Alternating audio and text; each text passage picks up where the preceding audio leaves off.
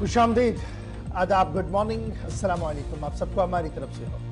Programme आपने देखना शुरू किया जी सलाम जे के 8:35 का वक्त हुआ चाहता है। आपका मेज़बान इशफाक गौहर हाजिर खिदमत है प्रोग्राम सलाम जे के लेकर। इस प्रोग्राम में हमारी कोशिश रहती है कि आपको बाखबर करें जम्मू कश्मीर की हर छोटी बड़ी खबर से, मुल्की सतह पर जो कुछ चल रहा है, बैनुल-अक़वामी सतह पर जिस तरीके के हालात है, हमारी नज़र रहती है, आपका फीडबैक रहता है और इस प्रोग्राम में उन सब चीज़ों को मिलाकर पेश करने की कोशिश करते हैं। इस ट्रांसमिशन को आप जहां टेलीविजन चैनल पर इस वक्त देख रहे हैं, अपनी मनपसंद टेलीविजन चैनल गुलिस्तान न्यूज़ पर देख रहे हैं, वहीं पर आप हमारे साथ ज्वाइन कर सकते हैं।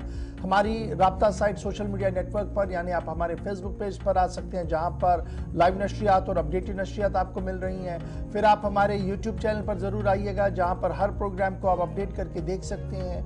ट्विटर, इंस्टाग्राम और क्यू पर हर पल आपके साथ हम रहते हैं, हर पल आपको अपडेट करने की कोशिश करते हैं। और हमारी ऑफिशियल वेबसाइट www.gulistannews.in पर लॉग इन, सब्सक्राइब और शेयर ज़रूर कीजिएगा, क्योंकि ये वो ज़रिया है जहाँ पर 3 तरह की खबरें आप पढ़ते हैं, यानी उर्दू में भी, अंग्रेज़ी में भी और हिंदी में भी, यानी 3 मीडियम में खबर यहाँ हमारी वेबसाइट पर रहती है।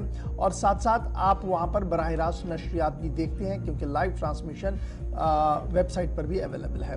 तो ये सारे राब्ते रहेंगे जी इस प्रोग्राम में आपके और हमारे दरमियान। आप अपना कमेंट, अपना फीडबैक ज़रूर हम तक पहुँचाइएगा। और जब हम चौथे पड़ाव पर आएंगे 9:40 के बाद हमारी फ़ोन लाइन्स खुलेंगी हस्ब वादा। आखिरी 15 मिनट हम कोशिश करेंगे कि आपके साथ रखें, आपके साथ हम रहें और आपकी आवाज़ को हुकूमत तक पहुँचाएँ, मसाइल मुश्किलात का हल निकालने की अजहर कोशिश करें। तो फिलहाल करते हैं प्रोग्राम का आगाज़। चूँकि आज 6 जून सन 2023 है, लेकिन हम माजी की बात करेंगे, 2023 की बात नहीं करेंगे। माजी के औराक को पलटने की कोशिश करेंगे और देखते हैं कि माजी में आज के दिन कितने वाक़यात हुए हैं और उन वाक़यात में कौन से ऐसे वाक़यात हैं जो मेरे साथी गौहर कुछ आपके सामने रखने जा रहे हैं हिस्ट्री ऑफ द डे में पहले सेगमेंट में। बहुत बहुत शुक्रिया। तो प्रोग्राम की शुरुआत है फॉर्मेट के मुताबिक तारीख में आज के दिन के हवाले से। आज 6 जून है। आज मुल्की और आलमी सतह पर क्या कुछ हुआ, चंद अहम वाक़ात, मालूमात जो आपके साथ हम शेयर कर रहे हैं हर रोज़ की तरह। आज भी तारीख में आज के दिन के हवाले से, यानी कि आज 6 जून को क्या कुछ हुआ है हम आपको बताएंगे। 6 जून 1967 में इजरायली फ़ौज ने गजा पर कब्जा किया है। और आज ही के दिन 6 जून 1752 में मॉस्को में आतिशज़दगी से 18,000 घर जलकर राख हो गए और शहर का 1/3 हिस्सा तबाह हो गया। और आज ही के दिन 6 जून 1744 में फ्रांस और ईरान ने अमन माहदे पर दस्तखत किए, वो आज ही का दिन था। और आज ही के दिन 6 जून साल 1660 में डेनमार्क और स्वीडन ने अमन माहदे पर दस्तखत किए। और आज ही के दिन 6 जून 1919 को फिनलैंड ने बाल्शिक्यू के खिलाफ ऐलान जंग किया है। और आज ही के दिन 6 जून साल 1934 में सिक्योरिटीज एंड एक्सचेंज कमीशन कायम हुआ है। और आज ही के दिन साल 1972 में दुनिया की सबसे बड़ी कोयले की खान में धमाके से 427 अफराद हलाक हुए थे। और आज ही के दिन 6 जून साल 1972 में अमरीकी बमबारी से शुमाली वियतनाम के हैपोंग में 1000 अफराद मारे गए, वो आज ही का दिन था और साल 1972।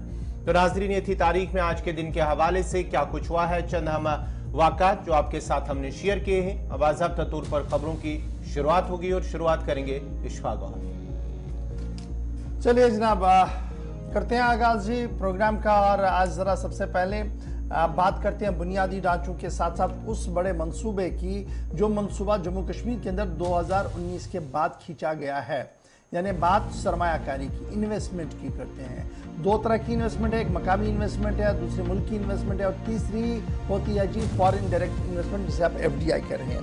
लेकिन अदाद शुमार जो सामने आ रहे हैं जी आज 6 तारीख को, वो ये बता रहे हैं कि सबसे ज़्यादा इन्वेस्टमेंट हुई है जी 22,000 करोड़ रुपए की जम्मू कश्मीर में, जब से कौमी ये जो NIP इम्प्लीमेंट हो गया सन 2022-23 में, यानी जो हमारी नेशनल इंडस्ट्रियल पॉलिसी सन 2022-23 सामने आई।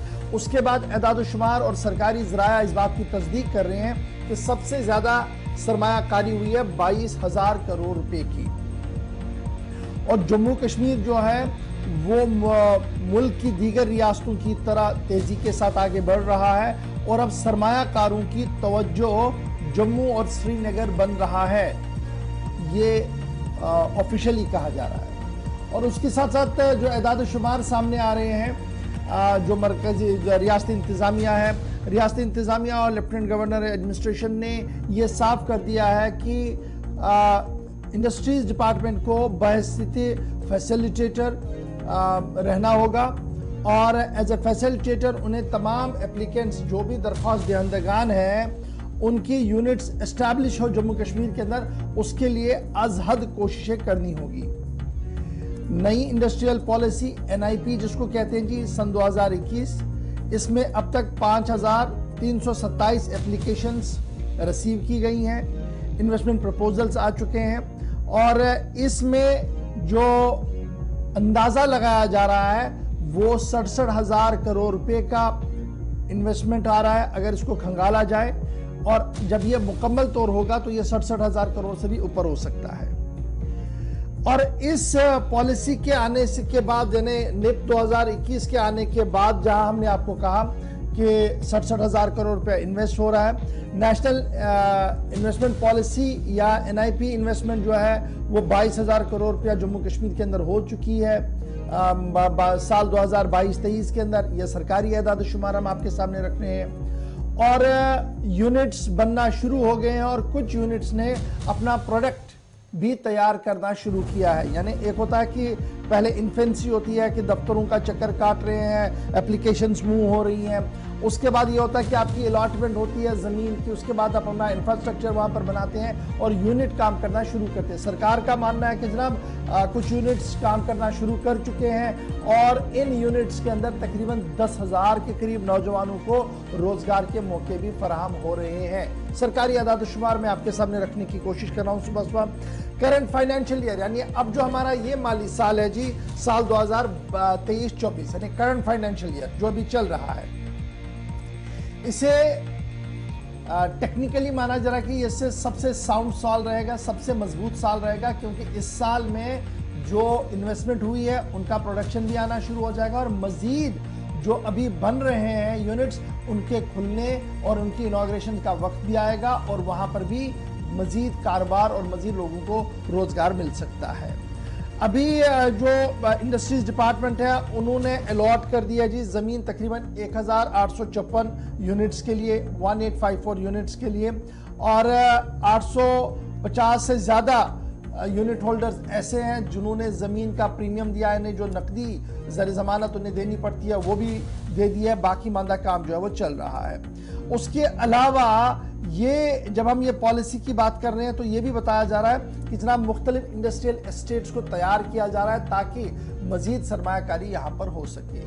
یہ بھی دعویٰ پیش کیا جا رہا ہے کہ یہ پہلا موقع ہے جب جموں کشمیر کے اندر فارن ڈائریکٹ انویسٹمنٹ ہوئی ہے، FDI، جس کی تصویریں آپ دیکھ رہے ہیں جی، اور یہ FDI ہوئی ہے جی تب جب لیفٹیننٹ گورنر ایڈمنسٹریشن نے از خود بزنس ریفارمز کو دیکھنا شروع کر دیا، ایز آف ڈوئنگ بزنس کو دیکھنا شروع کیا، پھر خود دبئی چلے گئے اور وہاں کی ایک مشہور کمپنی کے ساتھ MOU سائن کرنے کے بعد انہوں نے اپنا یونٹ یہاں پر کرنا شروع کیا ہے، جس کی وجہ سے صورتحال کافی زیادہ بہتر ہوتی ہوئی نظر آ رہی ہے۔ تیسری بڑی بات جو دعویٰ پیش کیا جا رہا ہے کہ جناب 18 ڈپارٹمنٹس کو جو ہم نے ایک سنگل پورٹل پہ لایا ہے، سنگل ونڈو سسٹم پہ لایا ہے، اور وہاں پر 18 ڈپارٹمنٹس کو لانے کا مقصد یہ ہے کہ وہ کیا کریں گے، وہاں پر 160 سے زیادہ سروسز جو ہے وہ آن لائن کر دی گئی ہے، سنگل ونڈو سسٹم میں کر دی گئی ہے۔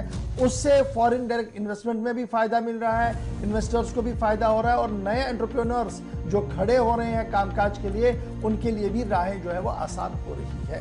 تو یہ اعداد و شمار آپ کے سامنے ہم نے صرف اس لیے رکھے کیونکہ اب آنے والے دنوں میں آپ اس پر کافی خبریں دیکھیں گے، کافی بحث دیکھیں گے، کافی تنقید بھی سنیں گے، لیکن اعداد و شمار سرکاری طور پر جو ہے وہ ہم نے آپ کے سامنے رکھ دیا کہ 22,000 کروڑ روپے کی انویسٹمنٹ ہو چکی ہے سال 2022-23 کے اندر، اور 23-24 کے اندر بھی یہ مانا جا رہا ہے کہ مزید سرمایہ کاری ہونی ہے اور ہزاروں لوگوں کو روزگار یہاں پر ملے گا۔ ایک طرف سے